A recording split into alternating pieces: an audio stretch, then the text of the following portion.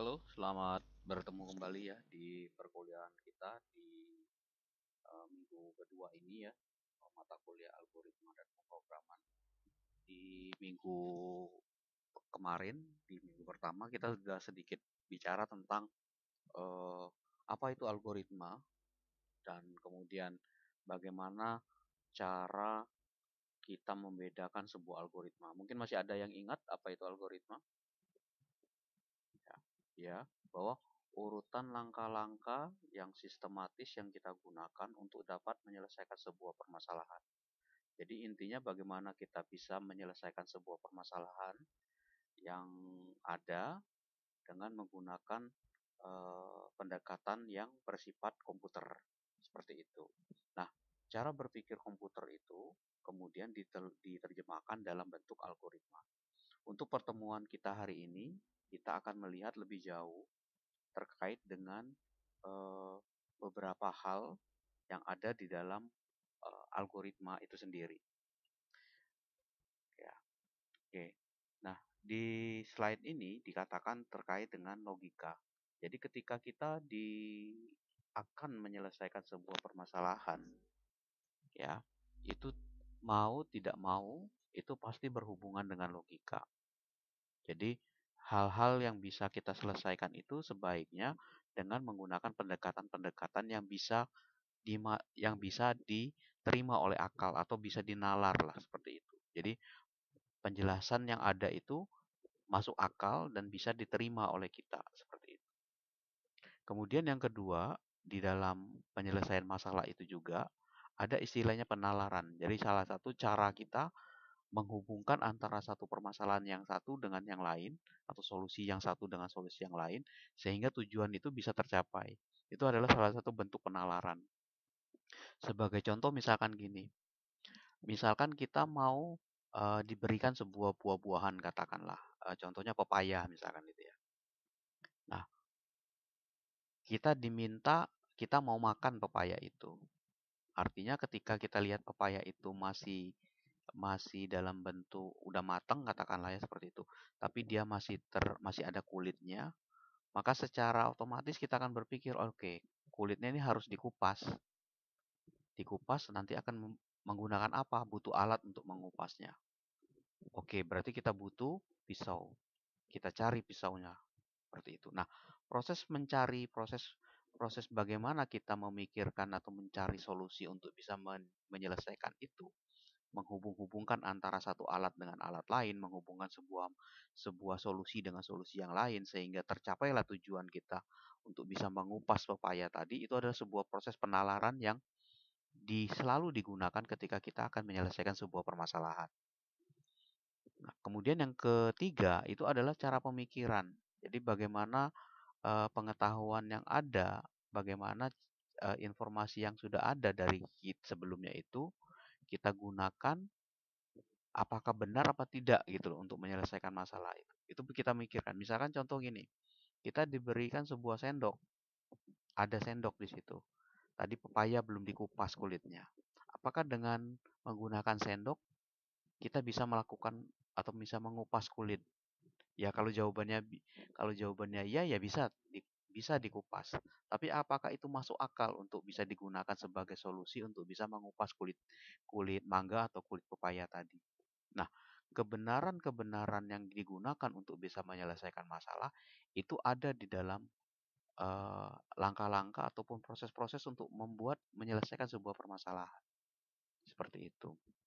Jadi ketika kita melihat sebuah permasalahan, maka logika kita akan berguna di dalam cara untuk bisa menyelesaikan permasalahan itu. Jadi kalau misalkan didefinisikan logika yang sangat itu ilmu yang memberikan prinsip-prinsip yang harus diikuti dengan dapat berpikir secara valid, kemudian menggunakan aturan berlaku. Artinya gini, kita bisa aja menyelesaikan sebuah permasalahan itu dengan cara apapun. Tapi tetap kata kuncinya adalah masalah yang mau kita selesaikan itu ya, apakah dapat kita berpikirnya menyelesaikan itu secara valid dengan aturan-aturan yang berlaku tadi. Ya, dengan kalau misalkan dia menggunakan alat, alatnya benar tidak? Kalau dengan menggunakan cara-caranya benar apa tidak? Seperti itu. Nah, eh, prinsip-prinsip pembelajaran di dalam logika ini nanti ya akan terus dibawa oleh kita ketika berkembang ya. Jadi ketika nanti kita semua sudah paham tentang logik, kemudian cara menyelesaikan sebuah masalah, kemudian dibentuk dalam sebuah algoritme ataupun orang sebagian menyebut algoritme, maka prinsip-prinsip kita berpikir tadi itu kita akan tata menjadi sebuah pemikiran solusi yang bersifatnya sistematis, bertahap satu 2 3 4 5 dan seterusnya, seperti itu. Ya, nah, eh, sebagai latihan untuk mengasah logika, ya, silakan akses nih web. Ini web games ya, Blockly Games ini. Silakan dicoba, nanti catat ataupun lihat sejauh mana kemampuan kita untuk bisa memecahkan memecahkan sebuah masalah dengan berapa cara, berapa waktu yang kita butuhkan untuk bisa menyelesaikan sebuah puzzle yang ada di dalam web itu. Ya, ingat ya pesan saya, jangan gunakan cheat, biarkan aja dengan cara alami kita menyelesaikannya itu. Kita akan lihat seberapa cepat, seberapa tajam logika kita dan penalaran dan pemikiran yang kita gunakan untuk bisa menyelesaikan masalah. Ya, silakan ya. Oke, next ya. Oke. Nah, cara berpikir yang tadi yang kita gunakan pendekatan logika dan penalaran tadi itu akan melahirkan sebuah cara berpikir yang sifatnya komputasi. Jadi berpikir komputasi itu adalah bagaimana cara kita berpikir dengan pendekatan yang digunakan di dalam proses-proses untuk pembelajaran. Jadi ketika kita semua disodorkan sebuah masalah, kemudian diminta memecahkan sebuah permasalahan, apapun itu, dan kita mampu menggunakan pendekatan-pendekatan yang sifatnya taktis, strategis, dan kemudian dapat diimplementasikan dalam sebuah logika yang sederhana, maka pendekatan komputasi itu sudah ada di dalam solusi yang kita gunakan di situ. Memang di dalam komputasi berpikir komputasi ini ya, atau computational thinking ini, lebih cenderung pendekatan yang digunakan adalah menggunakan pendekatan yang berbasis komputer atau informatika di situ ya. Nah, jadi pemecahan masalah yang ada ini kadang-kadang untuk masalah yang lebih kompleks itu tidak hanya menggunakan pendekatan yang satu bidang ilmu. Malahan nanti di beberapa penerapannya di lapangan, pendekatan penyelesaian masalah ini akan menggunakan semua disiplin ilmu. Jadi tidak mesti harus satu satu cara, tapi bisa menggunakan berbagai macam cara dan berbagai macam sudut-sudut pandang yang berbeda-beda. Seperti itu. Ya, itu yang kita sebut sebagai cara berpikir secara komputasi. Ingat ya catatannya. Jadi untuk yang slide ini, berpikir komputasi ini, ya CT ini, dia terhubung dengan berpikir pendekatan yang menggunakan pendekatan pendekatan informatika. Ya, oke. Tapi jangan khawatir, tidak hanya informatika, tapi semua masalah juga bisa kita gunakan dengan berpikir secara komputasi seperti itu. Ya, oke. Nah, bagaimana cara kita untuk bisa mengimplementasikannya? Caranya kita bisa menggunakan dengan pahami dulu masalah itu. Jadi ketika diberikan sebuah masalah, kita jangan ujuk-ujuk, mohon maaf ya, jangan ujuk-ujuk langsung kerjakan, oh kayak gini gini gini, langsung panik nih, enggak. Pelajari dulu fokus masalahnya itu kenapa, apa penyebabnya, dan apa itu masalah yang to the point-nya. Masalahnya apa sih intinya? Oh, kita diminta untuk menghitung ini kali ini misalkan. Kita diminta untuk jam 10 berangkat ke sebuah tempat. Oh, kita diminta mencari ini. Oh, kita diminta menghitung ini. Kita diminta menambah ini. Kita diminta ini. Jadi pahami dulu inti dari masalah itu. Kemudian setelah paham maksudnya apa, kita kumpulkan semua data yang terkait dengan permasalahan itu. Misalkan contoh gini, aduh saya sakit perut hari ini, aduh. Itu masalah bagi kita. Terganggu konsentrasi kita. Kita nggak bisa kuliah, kita nggak enak melakukan aktivitas. Nah, permasalahan tadi kita sakit perut, kalau kita ingin telusuri, apa penyebabnya saya bisa sakit perut ini? Kita kumpulin, kita lihat historinya. Apakah karena saya makan? Kapan saya makannya? Makan apa yang saya makan? Apakah porsinya berlebih atau tidak? Apakah saya punya pengalaman ataupun punya sejarah kalau makan ini itu menyebabkan penyakit saya bisa sakit perut. Nah, itu adalah data-data yang kita kumpulkan seperti itu. Ya. Terus kemudian kita ingat mungkin ketika saya pernah mengalami itu di waktu yang lalu, kemudian saya mengalami lagi sekarang, maka saya berpikir, oh saya dulu pernah sembuh dengan obat ini atau dengan ini, dengan alat apa, dengan sesuatu hal. Nah, itu berarti kita secara tidak langsung mencari solusi untuk bisa menyelesaikan masalah itu. Gitu. Jadi ketika kita punya data banyak, ketika kita ada masalah, kita cari data-data penguat untuk bisa menyelesaikan masalah yang ada itu. Seperti itu. Ya. Nah, ketika kita bisa menyelesaikan masalah menggunakan alat-alat ataupun menggunakan data-data yang ada dari masalah itu dan sesuai solusi yang kita inginkan, maka kita sudah dianggap sebagai menggunakan berpikir dengan menggunakan cara komputasi tadi, computational thinking, ya, seperti itu. Oke.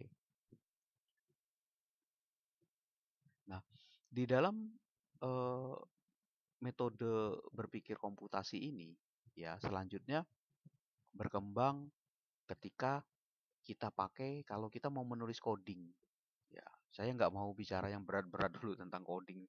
Takut nanti khawatirnya jadi takut ya itu. Aduh, harus bikin coding nih Pak, enggak.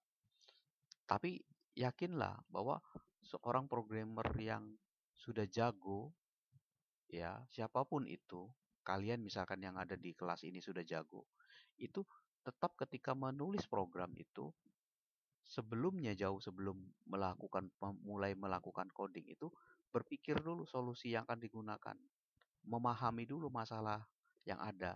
Oh, orang ini minta programnya tentang ini. Terus kemudian mencari solusi yang akan digunakan, baru kemudian ditulis codingnya. Jadi tidak ujuk-ujuk depan komputer, buka komputer, langsung ngetik program itu. Enggak, tidak seperti itu. Tapi tetap kita mulai berpikir dulu, oh masalahnya ini apa, nanti saya akan gunakan ini, terus baru mulai saya coba eksperimen, terus kemudian saya uji coba, benar nggak hasilnya itu seperti itu. Nah, metode tahapan ketika kita berpikir secara komputasi tadi, metode-metodenya itu dipakai, metode komputasi itu dipakai ketika kita menulis program. Metode komputasi tadi, cara berpikir komputasi tadi itu. Nah, secara tidak langsung ketika kita mau menulis sebuah kode program, itu ada beberapa istilah yang ada di sini. Yang pertama adalah dekomposisi. Ya, dekomposisi. Dekomposisi itu adalah memecah-mecah masalah, memecah-mecah proses, memecah-mecah data.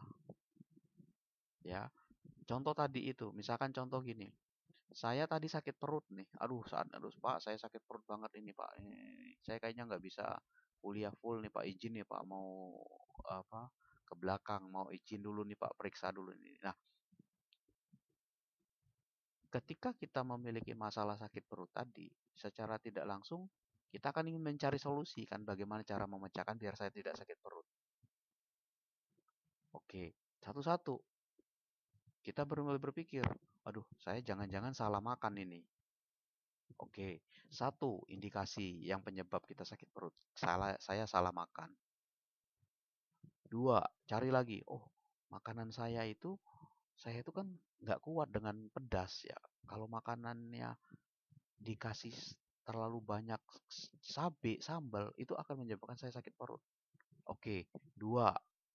Nah, kita pecah-pecahkan, kita uraikan sebuah permasalahan tadi itu sehingga kita mendapatkan solusi yang pas dengan data-data yang ada itu, sehingga jawaban akhir yang kita inginkan itu bisa kita peroleh di sini. Ini yang kita sebut sebagai dekomposisi.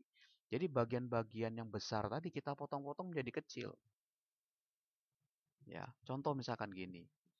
Kalau misalkan nanti hari ini saya bilang kalian jam 12 kumpul ya di Grage Mall ya. Kita kumpul di Grage Mall ya. Ada satu orang berpikir, aduh saya tuh nggak punya kendaraan ya, bagaimana caranya saya ke sana ya? Terus dia dia mencari cara untuk menuju ke sana. Dilihat ya, ada teman saya nih satu, disamperin lah temannya. Mas, nanti ke Grage Pak Sani bilang jam 12 ke sana naik apa? Saya naik motor Pak. Saya naik motor, misalkan dia bilang gitu seperti itu. Oke. Nah, kita mulai mencari solusi untuk bisa menuju ke sana kan. Oh, ada temen ini.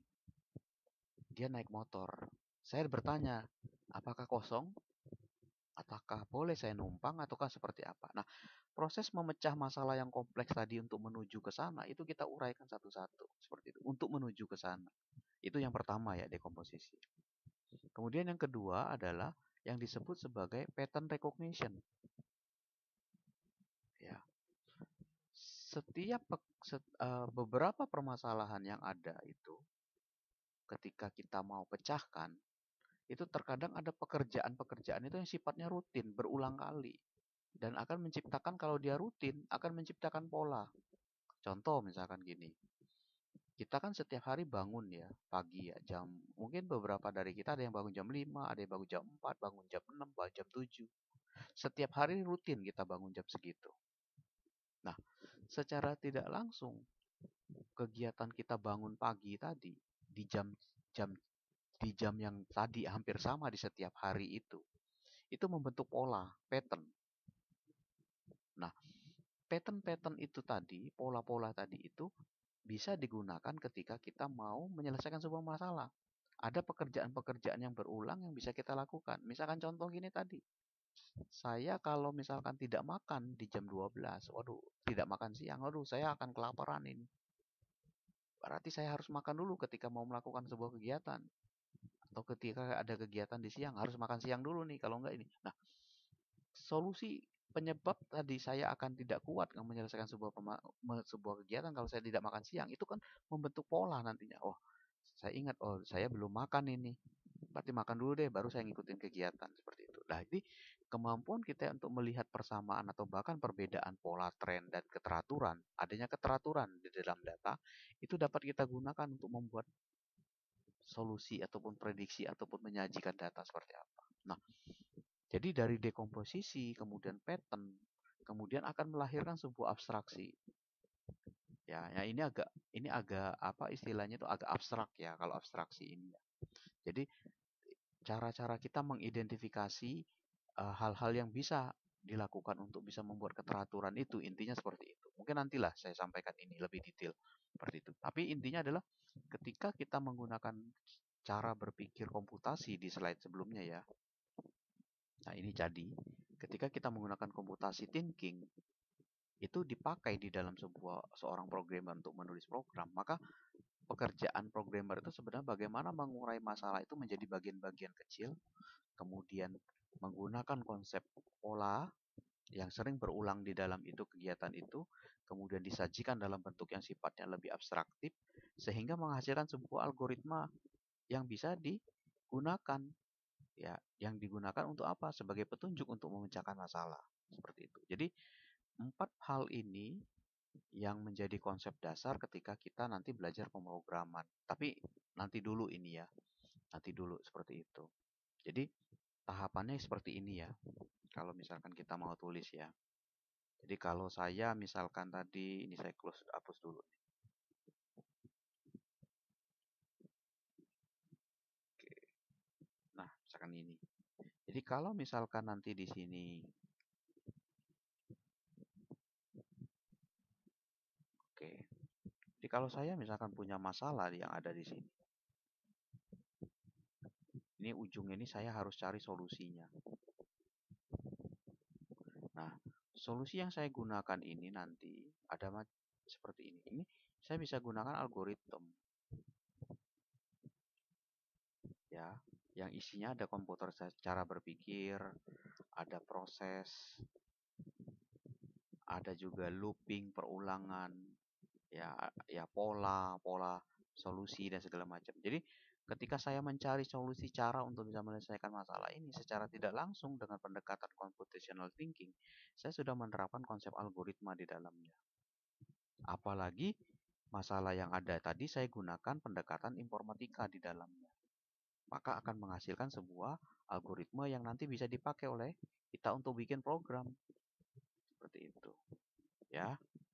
Oke, itu tentang computational thinking, kemudian pemrograman. Oke.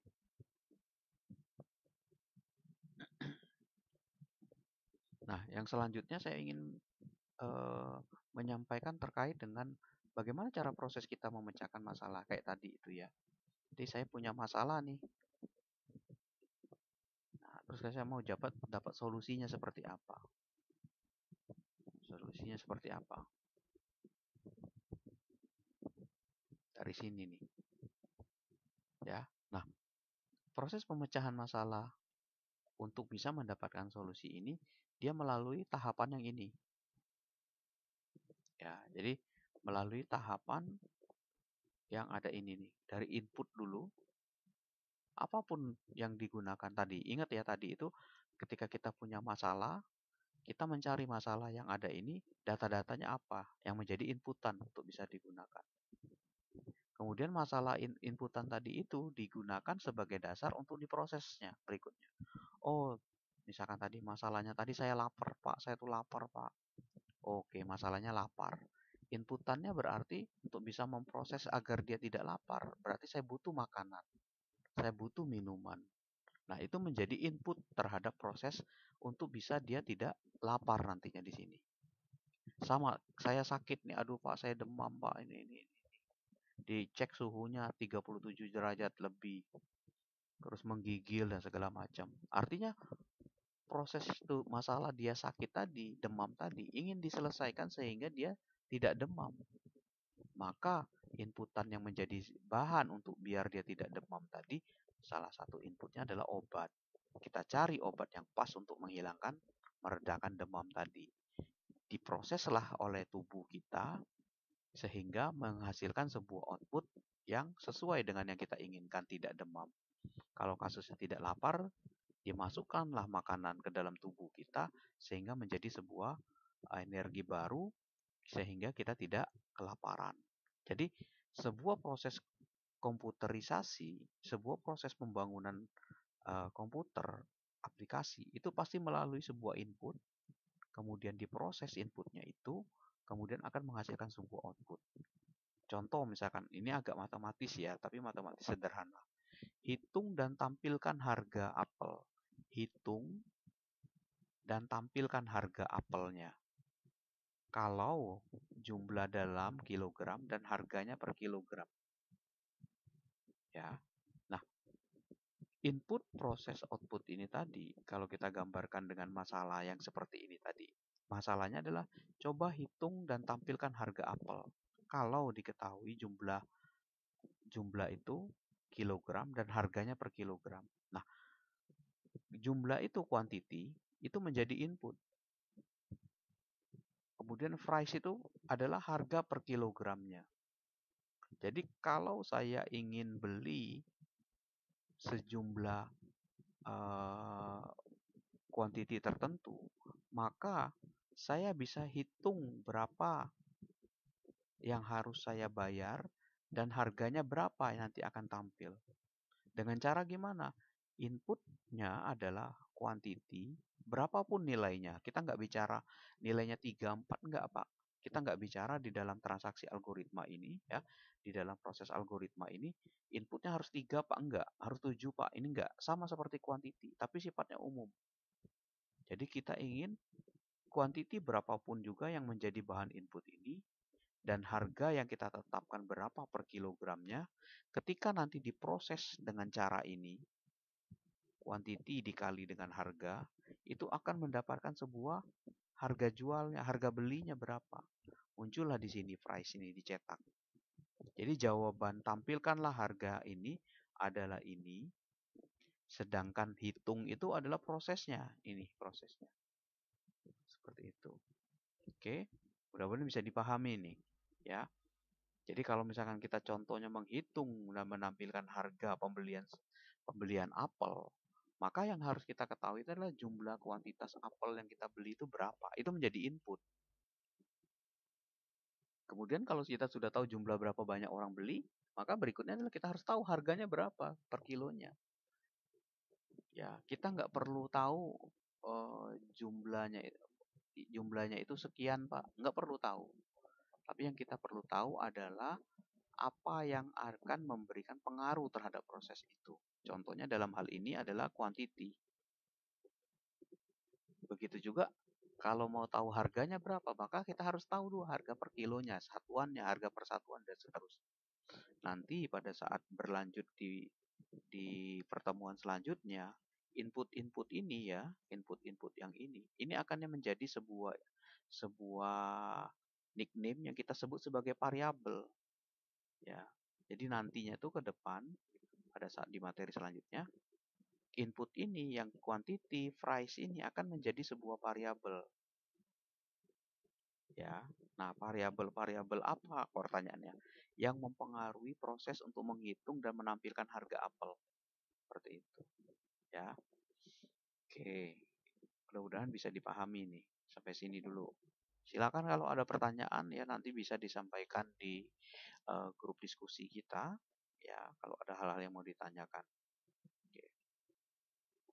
Nah, yang berikutnya adalah kalau tadi kita sudah tahu contoh misalkan ini ya menghitung dan menampilkan harga pembelian apel atau pembelian buah-buahan, kita udah tahu inputnya adalah quantity dan price. Kemudian prosesnya itu adalah perkaliannya, kemudian dicetak hasilnya berapa, seperti itu. Nah, dari input, proses, dan output ini kita bisa memiliki sebuah karakteristik ciri-ciri dari sebuah algoritma. Yang pertama, bahwa masukan atau inputnya itu harus didefinisikan, harus terdefinisi dengan baik. Nih, ini kan terdefinisi quantity price. Tadi saya sakit perut, biar saya tidak sakit, maka inputnya itu adalah obat.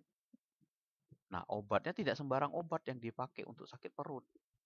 Jangan sampai salah makan obat seperti itu. Nah, obat itu kita anggap sebagai masukan yang terdefinisi dengan baik. Obat yang baik yang bisa digunakan untuk menyelesaikan biar kita tidak sakit perut. Oke, itu yang pertama. Karakteristik yang kedua adalah bahasanya bebas dan independen. Artinya tidak ada bahasa baku untuk menulis, Pak, ini quantity ini apakah bahasa Inggris atau bahasa Inggris Indonesia? Enggak ada. Mau pakai A, mau pakai B bisa. Mau jumlah sama harga boleh. Tidak ada ketentuan bahasanya itu harus bahasa Inggris atau apa. Ya, tapi nanti pada saat menulis di pemrograman, di bahasa pemrograman, penulisan quantity ataupun penulisan variabel yang kita sebutkan tadi di awal ini akan berpengaruh. Ya, kita akan melihat aturan-aturan yang melekat pada bahasa pemrograman itu. Kemudian yang berikutnya adalah terbatas. Terbatas itu artinya ketika kita menulis perkalian antara quantity dengan price, maka yang dikatakan terbatas itu adalah bahwa yang menjadi inputan adalah kuantitinya, yang menjadi inputan adalah harganya. Nah, price ini ditentukan oleh perkalian dari quantity dan price yang udah kita input tadi. Jadi kalau misalkan kita input 10, harga 1000, maka 10 kali 1000. Seperti itu. Jadi terbatas. Ya. Kemudian yang berikutnya adalah output yang dihasilkan. Itu bisa didefinisikan, bisa kelihatan.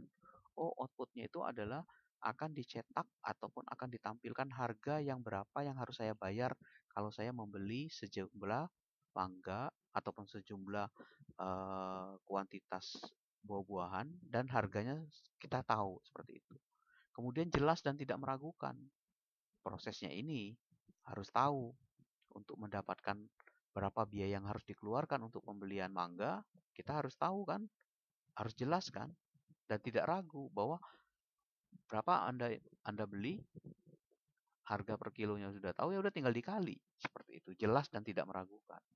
Kemudian layak, visible, masuk akal, benar, seperti itu ya. Nah, ini adalah beberapa karakteristik dari algoritma yang ada seperti itu.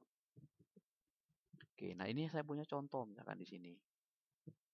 Ya. Oke, ini pendekatan algoritma nih. Ada seorang nelayan yang ingin memindahkan rumput-rumput nih katakanlah nelayannya ini.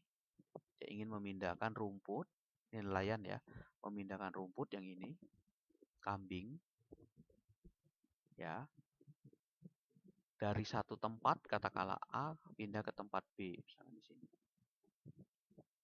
Tapi dia tidak ingin kambingnya itu ketika dipindah, memindahkan aturannya, memindahkan itu artinya memindahkannya satu-satu.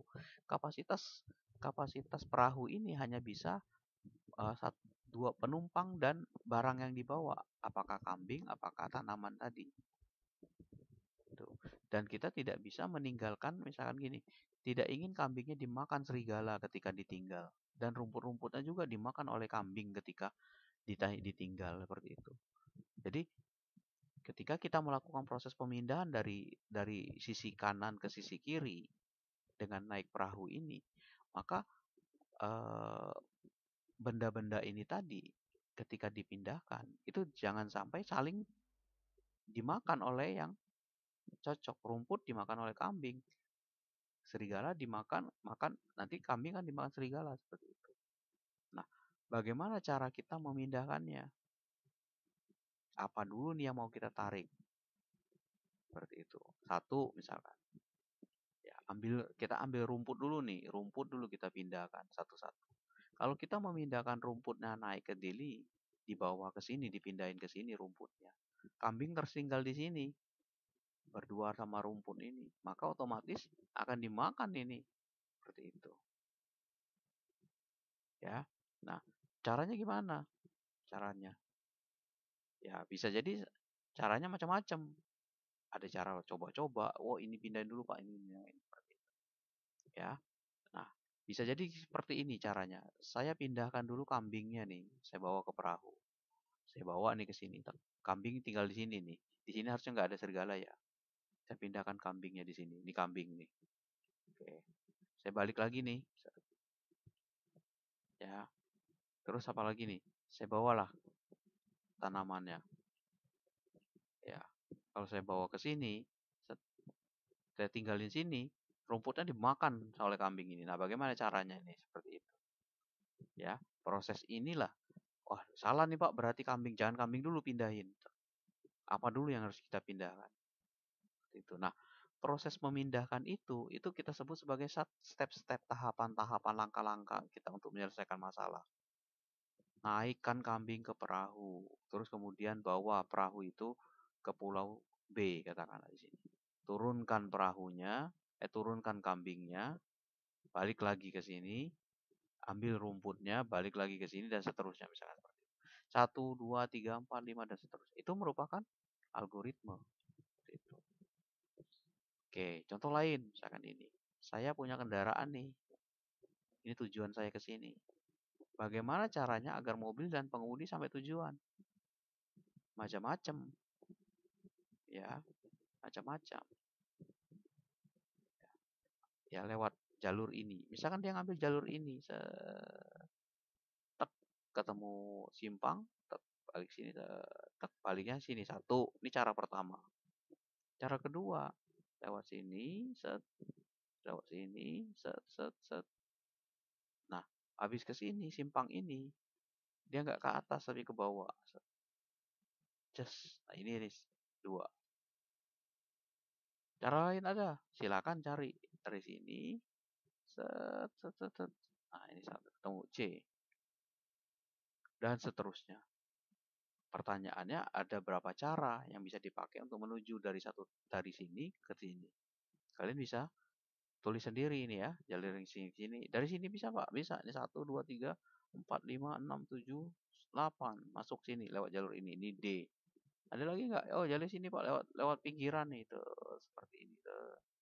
Lewat pinggir ya, naik dan seterusnya. Nah, silakan dioprek-oprek tuh ya. Oke. Oke. Nah, misalkan contoh lain yang gini. Misalkan ini. Kita diminta, masalahnya adalah bagaimana cara memanggang kue.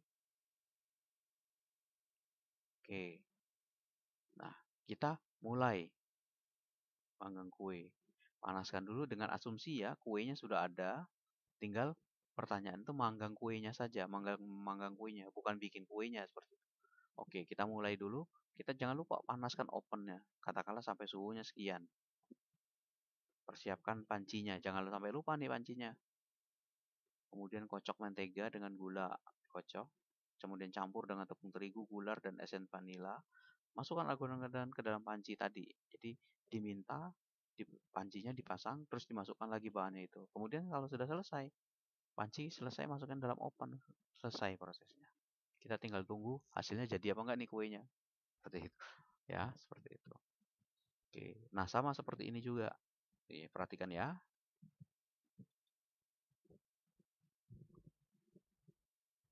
Konsep ada yang disebut sebagai Tower of Hanoi. Ya, bagaimana cara memindahkan antara satu tiang ke tiang yang lain, tapi dengan konsep yang lebih kecil harus berada di atas yang lebih besar. Seperti ini contohnya. Nah, ini contohnya ya. Seperti ini. Nah, ini. Bagaimana cara memindahkannya? Jadi kita nggak bisa sembarang pindah gitu, tapi ada ketentuan. Ketentuannya itu adalah pindahkanlah barang-barang yang letak barangnya berada di paling besar ada di bawah. Seperti itu. Nah, ini contohnya. Nah, ini silakan dicontoh ya, dilihat caranya. Oke.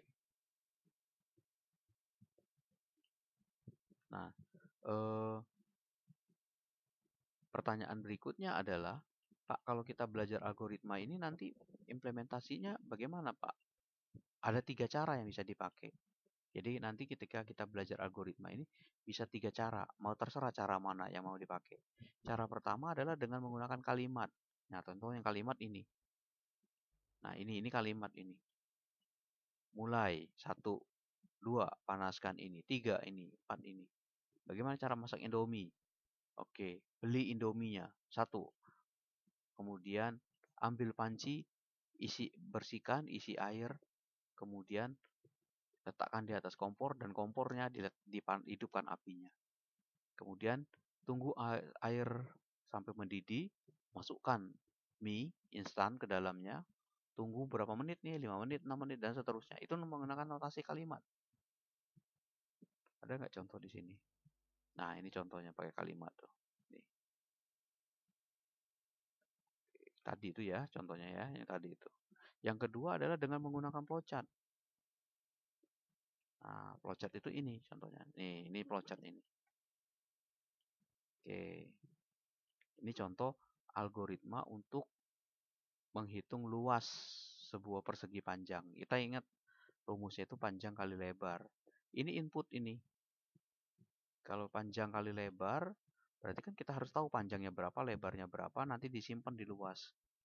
Jadi kalau panjangnya 5, lebarnya 4, maka luasnya ya lebarnya 4, maka luas persegi panjangnya berapa? 5 kali 4, 20. Seperti itu. Nah, ini contohnya ya. Kita input panjangnya berapa, lebarnya berapa. Nanti diproses oleh dia, proses itu kotak ini, muncullah outputnya berapa. Seperti itu. Ya, itu cara kedua. Cara ketiga, dengan menggunakan pseudocode. Nah, pseudocode. Ini agak repot ini pseudocode. Ini pendekatannya sudah pendekatan menggunakan algoritma. Tapi nggak apa-apa nih, coba perhatikan ya. Nah, kalau dia menggunakan notasi yang ketiga, dia menggunakan pertama, kasih nama dulu, nama algoritmanya apa. Oh, luas segitiga, luas segi 4. Oh, algoritma jalan-jalan, algoritma ke Dieng, algoritma ngapain. Terus yang kedua, menghitung luas segi 4 dengan memasukkan nilai lebar dan nilai panjang. Jadi, kata-kata ini yang saya tandain ini ya, itu bisa kita gunakan untuk mendeskripsikan input ini. Ini kan input panjang dan lebar. Nah, kita pakainya gini, memasukkan nilai lebar dan nilai panjang segi 4. Sama kan? Cuma redaksionalnya beda. Seperti itu. Kemudian di bagian deklarasi, itu ada perhitungan rumus. Ini rumus. Ini deklarasi variabel yang dipakai ya. Yang ada saat ini. Ini deskripsinya apa, penjelasannya. Inputnya N.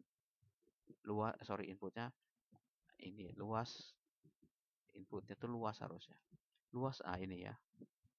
Luas sama dengan panjang kali lebar. Nah, kita harus tahu panjangnya berapa, lebarnya berapa.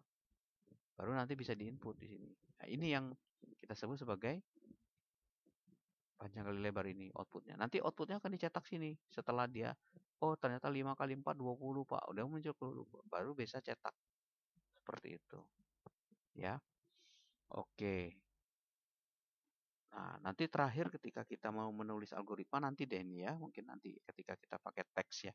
Jadi yang model itu kita pakai kalau kita pakai cara pertama atau notasi yang ketiga. Kalau notasinya menggunakan ini berbeda ya.